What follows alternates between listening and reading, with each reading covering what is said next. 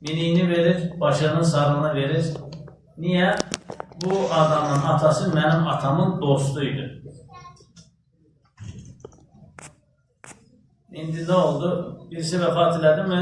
Ata vefat elədi mi? Ata dostu yaddan çıxır. Ata dostu vefat elədi, evlat yaddan çıxır. Elə deyil, elə olmamaq lazımdır.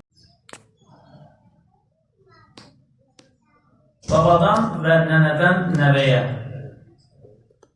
Öz ana və atamız üçün xeyirli övlad olmaq surəti ilə uşaqlarımıza da bu xüsusda gözəl nümunə olmalıyıq. Yəni, biz evladımızın yanında öz ata-anamızı necə davranırıqsa, evladımız da biz yaşlaşdığımız zaman bizə elə rəftar edəcək. Çünki evladlarımız sözlərimizdən çox etdiklərimizi kopyalayırlar. Xatırlayırsa bir neçə cuma öncə İbn Haldun rahmetullahi aleyhin bir sözünü burada nəqlləmişdik. İbn Haldun deyir ki, uşaqlarınızı tərbiyə etməyin. Çünki onlar sizin dediklərinizi yox, sizin etdiklərinizi təqlid edəcəkdir. Siz özünüzü tərbiyə edin. Biz övladlarımızı yetişdirərkən nələr əkər isə, onlara hansı duyğuları kazandırarsa, yaşlanıb onların baxımına möhtac olduğumuzda da onlardan o duyğuların əkslərini görərək. Onlara Allah qorxusu, mərhəmət və təqva qazandırmışsa, vəfa və təşəkkür görərik. Mənəviyyətdən uzaq yetişdirilmiş isə nəfsaniyyətin qurbanı olurlar. Dünya ehtirası, acımasızlıq və fürsətçilik duyğularını aşılamışıqsa, hoyratlıq, soyuqluq və qabalıqla qarşılaşırıq. İşte insanın öz könlündə də, yetişdirdiyi övlad və tələblərinin könlündə də ən mühim imtihanı duyğuları tərbiyə etməsi və təmizləməsidir. Bu, qəlbin ən çətin və ən yüksək sənətidir. Həzrət Əli radiyallahu anh'ın anası Fatima binti Əsəd radiyallahu anhə gənclik illərində Həzrət Peyğəmbərə gerçək ana imiş kimi xidmət etmişdi. Bu salihə xanım vəfat etdiyi zaman Resulullah sallallahu aleyhi ve sellem cənazənin yanına gəlmiş, baş ucuna oturmuş və onun fədakarana xidmətinə haqq qatında şahidlik edərək belə buyurmuşdur. Ey anam! Allah sənə rəhmət eyləsin. Sən mənim öz anamdan sonra anamdın. Özün ac qalar, məni doyurardın. Özün geyməz, məni geydirərdin. Özünü gözəl yiyəcəklərdən çəkindirər, mənə yedirərdin. Və bunları edərkən Allahın rizasını və axirət yurdunu arzu edərdin. Sonra da Resulullah sallallahu aleyhi ve sellem öz köynəyini çıxarıb ona geydirdi. Cənazə bu köynək üzərindən kəfənləndi. Mərhumə qoyulmadan öncə qəbrə inərək dualar etdi. Hətta bir müddət o Fatima binti Əsəd anamızın qəbrində uzandığı söyləndi Allah Resulü'nün ki, qəbri ona alışsın deyir. Yəni, o qəbri alışsın. Tarixə baxdığımız zaman yüksək xarakterli kişilərin bir çox peyğəmbərlərin, haqq dostlarının, qəhrəmanların və cahangirlərin arxasında daima salihə bir ana olduğunu görürük. O böyük şəxsiyyətlər analarına hörmətlərində də ümmətə nümunə olmuşlardır. İşte onlardan bir neçəsi. Həzrəti Mövlana belə buyurmaqdadır. Ana haqqına diqqət et, onu başında tac et. Çünki analar doğum sancısı çəkməsələrdir, uşaqlar da dünyaya gəlməyə yol tapa bilməzdilər. Bahaddin Nakşibənd Həzrətləri anası üçün sədəqə-i cariyə ola bilmək arzusuyla belə demişdir. Mənim qəbrimi ziyarətə gələn öncə anamın qəbrini ziyarət etsin. Qəbrini ziyarətə gələn öncə anamın qəbrini ziyarət etsin. Bugün Orta Asiya Muhammed Bahaddin Nakşibənd Həzrətlərini ziyarətə gedənlər öncə onun vəsiyyətinə əməl edərək önce onun anasının qəbrini ziyarət edir, orada dualar edirlər, ondan sonra Muhammed Bahaddin Nakşibənd Həzrətlərinin qəbrini ziyarət edirlər. Molla Cami də anasına olan təşəkkür borcunu belə ifadə etdi. Mən anamı necə sevməm ki, məni bir müddət cismində, bir müddət qollarında, ömür boyu da qəlbində daşıdı. Yəni, bundan daha möhtəşəm necə ifadə edemiyorlar yəni, ananın haqqını.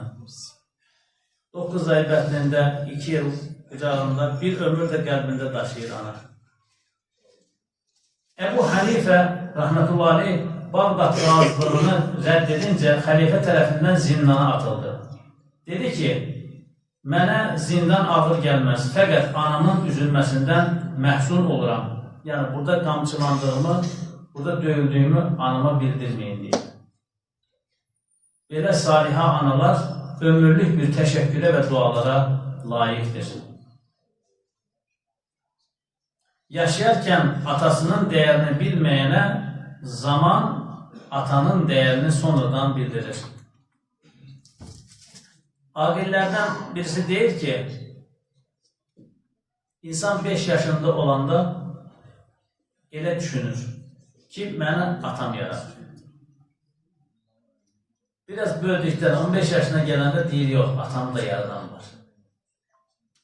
25 yaşına gələndə o çılğın vaxtlarında deyir, atam heç nə qanmır. Bilmir, başqa şeydir. Qanmır, başqa şeydir. 40 yaşına gələndə deyir, yox, atam da bir şeylər bilir. 60 yaşına gələndə, burada əksər insanlar 60 yaş haqlamış insanlardır. 60 yaşına gələndə deyir ki, atam sağ olsaydı fikrini alardı. 60 yaşındakı insan dövlət idarlayan, ölkə idarlayan, böyük bir mahalı idarlayan insan olur. Yəni, yetişmiş bir kadr. Amma 60 yaşındakı insan deyir ki, atam sağ olsaydı fikrini alardı. Zaman ona atasının qəbd qiymətini öyrədir yəni. Amma biraz acı olur o öyrətmək.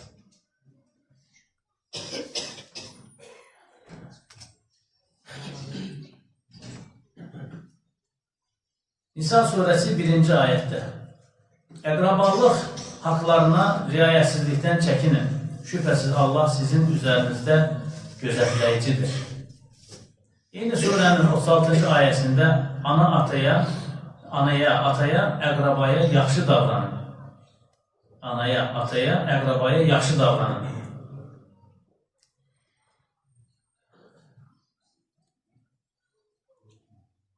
Bir qudsi hədisdə Allah-u Teala belə buyurur. Qudsi hədis dediyimiz mənanın Allahdan olub, kəlmənin Peyğəmbər aleyhissalatü vesselamdan söylənilən sözə deyilir. Məna Allahdan, kəlmə Peyğəmbərimizdən. Yəni, Quran ayəsi deyil. Amma mənanın Allah-u Teala ilqa edir Peyğəmbər aleyhissalatü vesselam qəlbinə. Allah Resulü söylüyor. Deyir, bu qudsi hədisdə Allah-u Teala buyurur ki, əqraba və dostları ilə əlaqəsini kəsməyənlər və mənim üçün ziyarətləşənlər mənim məhəbbətimi də haqq etmişlərdir.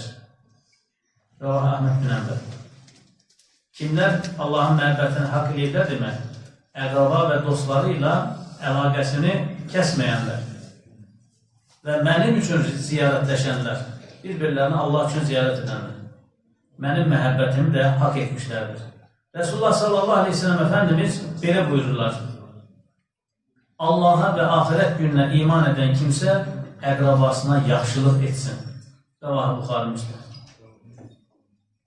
Yəni, madəm Allaha və axirət gününə iman edirsən, o zaman əqrabaya yaxşı davran.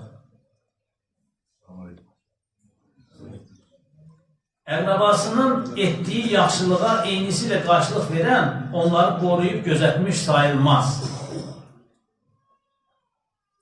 Yaxşılığa yaxşılıq hər kişinin işidir. Yamanlığa yaxşılıq ər kişinin işidir.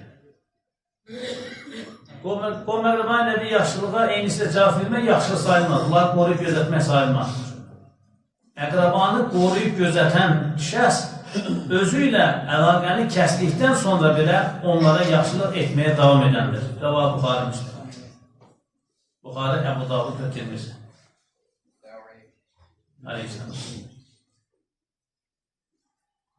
Ruzisinin çoxalmasını və ömrünün uzanmasını istəyən kimsə əqrabasını qollayıb gözətsin. Cavabı var Müslim. Əgər ömrü uzanmanı istəyirsənsə və ruzunun bollaşmağını istəyirsənsə, o zaman ne edəcəksən? Əqrabanı ziyarət edəcəksən, sədəqə verəcəksən.